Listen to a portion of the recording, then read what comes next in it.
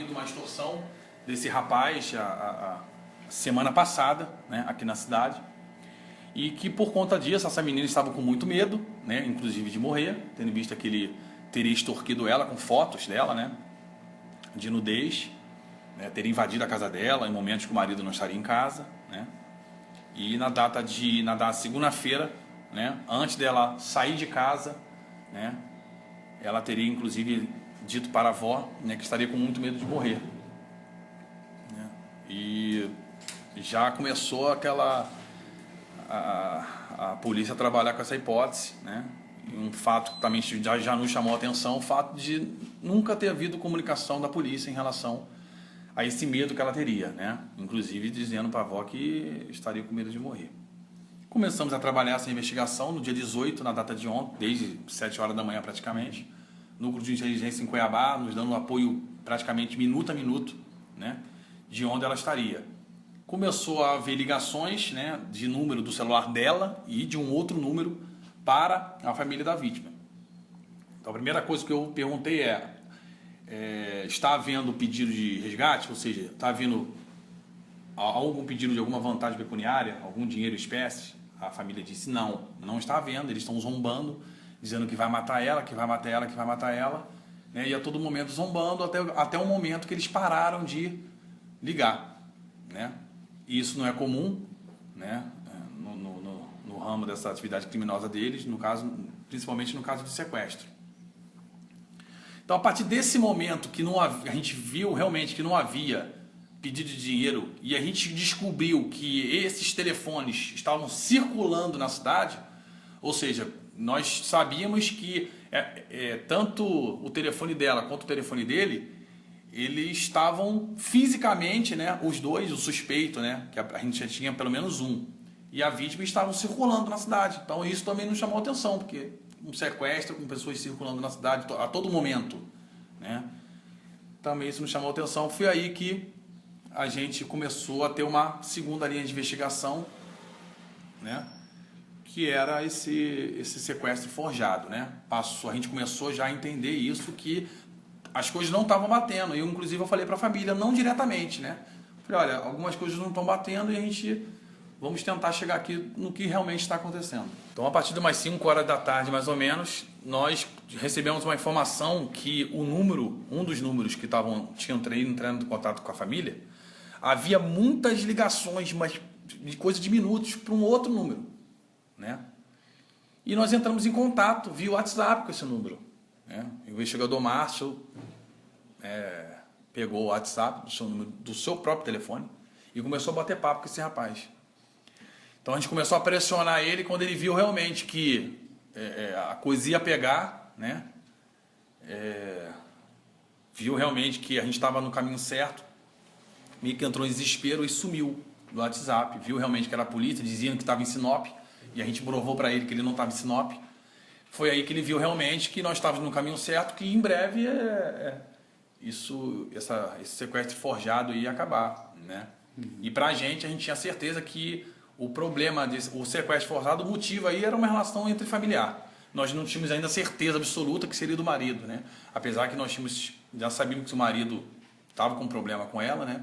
Mas não tínhamos certeza em relação a se o problema era familiar. Já que não havia dinheiro, era um problema simplesmente familiar, né? Então, nós, a partir dessa pressão que nós temos nessa pessoa, que estariam com eles, que nós ainda não identificamos, né, essa pessoa, né, identificamos assim, nós sabemos quem é essa pessoa, mas ainda não conseguimos ouvir ele aqui na delegacia.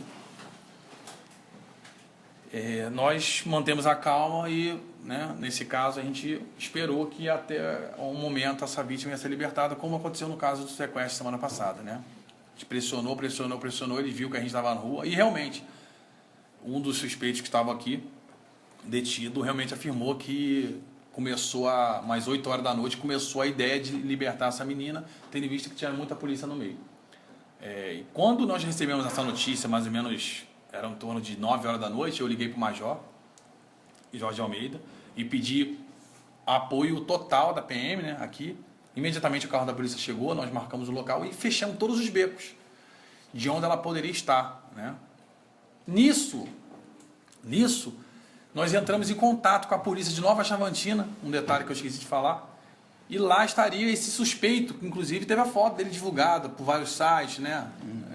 Não sei como foi parar essas fotos, né? Essa foto chegou até mim como principal suspeito. Eu peguei, descobri o telefone dele, entrei em contato com ele.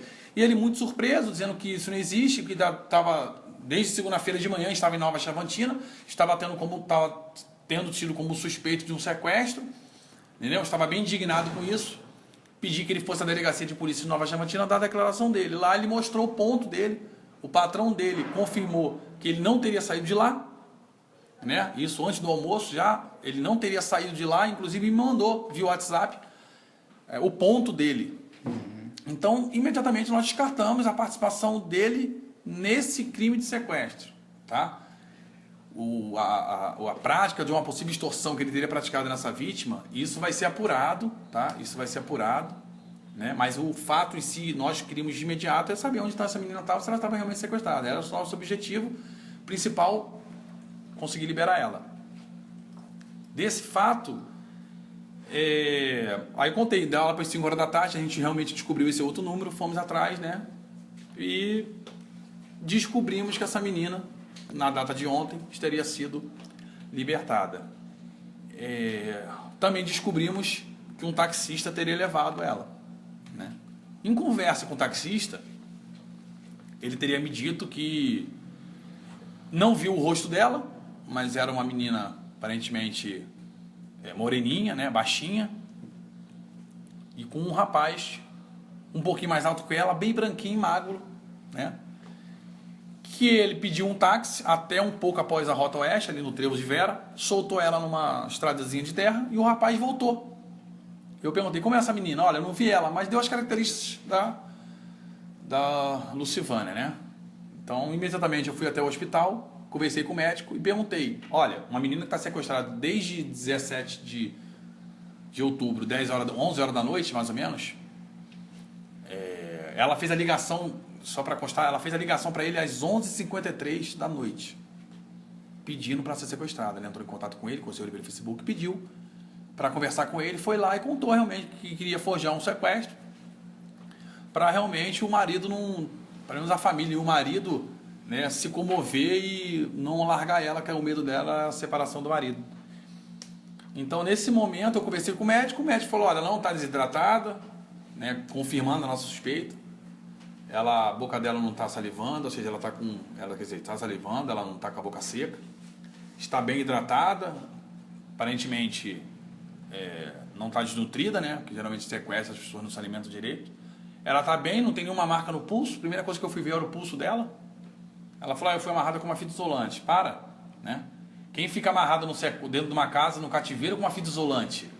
Nem fita isolante, aquela fita meio que durex, aquela transparente. Pô, aquilo ali que você, com um pouco de força, você se solta. Né?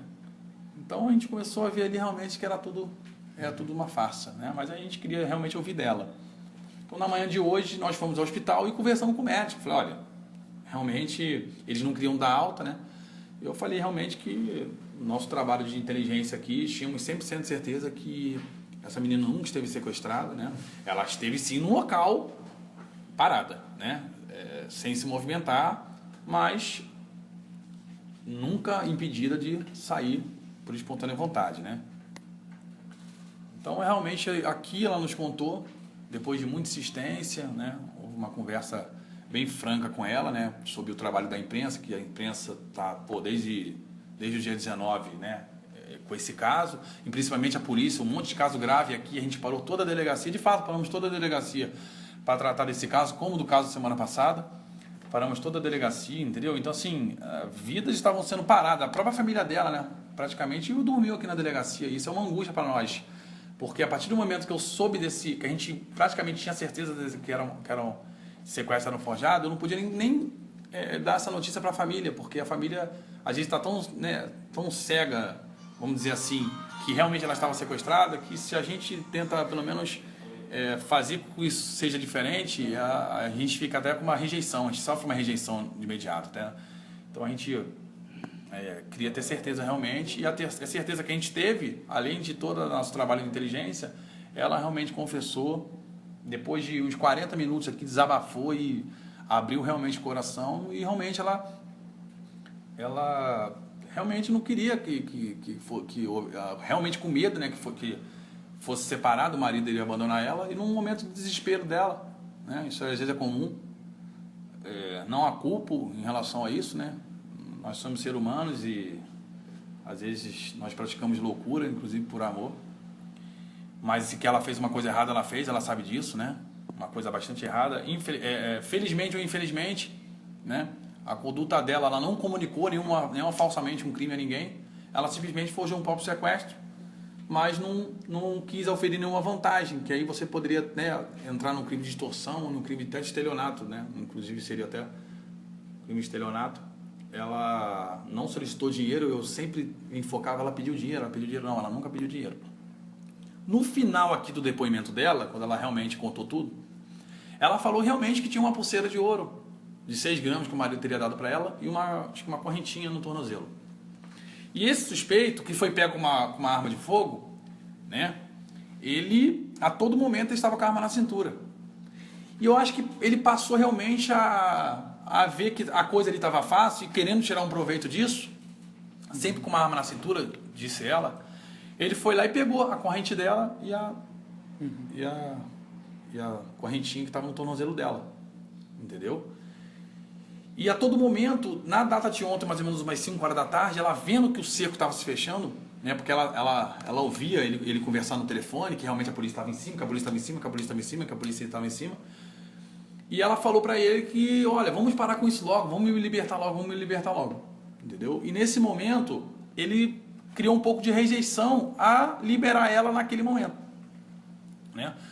Então, assim, nós vamos investigar isso agora com ele, nós vamos conversar com ele realmente, porque se de fato, a partir daquele momento, ela podendo ir embora, mas não foi porque ele não a deixou, ele passa nesse momento a praticar um crime de sequestro. Só a partir desse momento? A partir desse momento. O consentimento do ofendido, ele exclui a ilicitude do fato. Me compreende? É a mesma coisa você pedir para um tatuador tatuar seu braço. Ele vai praticar uma lesão corporal no seu braço, né?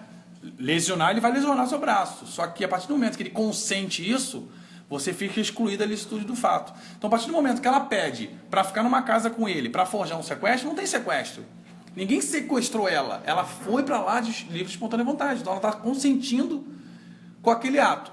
A partir do momento que ela fala, olha, eu não quero mais ficar aqui, eu quero ir embora, e há uma rejeição dele, pelo fato também dele estar com uma arma de fogo, porque ela falou que nunca ia imaginar que ele estaria com uma arma de fogo, a partir do momento que ela quer ir embora, mas não vai, aí eu perguntei para ela, você tinha livre e espontânea vontade de ir embora? Você poderia tirar aqui? Ela falou, não, porque realmente eu estava nessa hora eu estava com a mão amarrada. Eu, caso a polícia viesse aqui, eu teria que demonstrar que eu estava, né, num sequestro. E como ela escolheu esse rapaz? É no Facebook. Ela não conhecia? Não conhecia. Ligou para ele no Facebook, às 11h53 da noite, e encontrou com ele. Chegou até a casa dela de Marrom da Bicha. Inclusive, nós vamos até pegar aqui as imagens do kitnet onde ele está, que é uma casa ao lado, teria uma câmera, e os investigadores estão tentando levantar essa imagem para ver realmente ela chegando. Então, ela chegou na casa dele, de Marrom da Bicha, largou a moto logo depois, ligou para nós ontem, para a família, pedindo para buscar a moto. Os policiais foram lá e encontraram a moto no local. Então, assim, a partir desse momento que ela queria realmente ir embora, se ficar provado nos autos, que realmente ela não poderia ir, né, ele passa a responder pelo crime de sequestro, no caso, manter, né? O artigo diz sequestrar ou manter alguém em cárcere privado. Então, a partir do momento que ele rejeita a liberdade dela, ele está mantendo a partir daquele momento, por mais que seja por 10 minutos, 1 hora, ele passa a responder naquele momento ali pelo crime de sequestro. A questão da extorsão daquele rapaz de Chavantina, vocês vão investigar conforme o senhor disse. Só que foi perguntado novamente isso para ela hoje, ela disse o quê? Sim, após o desabafo, ela contou toda a verdade e falou assim, olha, eu queria, inclusive, isso vai ser até colocado nos autos, não só para eu poder investigar, até para ela dar uma motivação disso, né? Então ela falou que realmente tudo surgiu por conta desse problema com esse ex-namorado. Enfim, a gente não sabe ainda se era realmente namorado, mas ele teve um caso com ela meses atrás e ele estava aqui na cidade perseguindo ela. Inclusive tem até testemunhos que dizem que ele estava aqui, né? O carro dele, a última vez que passou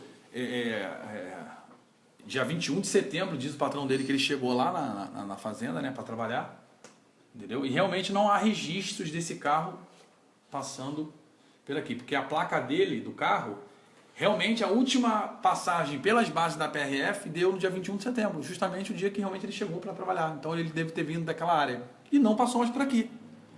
Entendeu? Então nós vamos realmente investigar para saber, mas ela fala realmente que isso foi um mês atrás, né? E um mês atrás antes do dia 21 de setembro.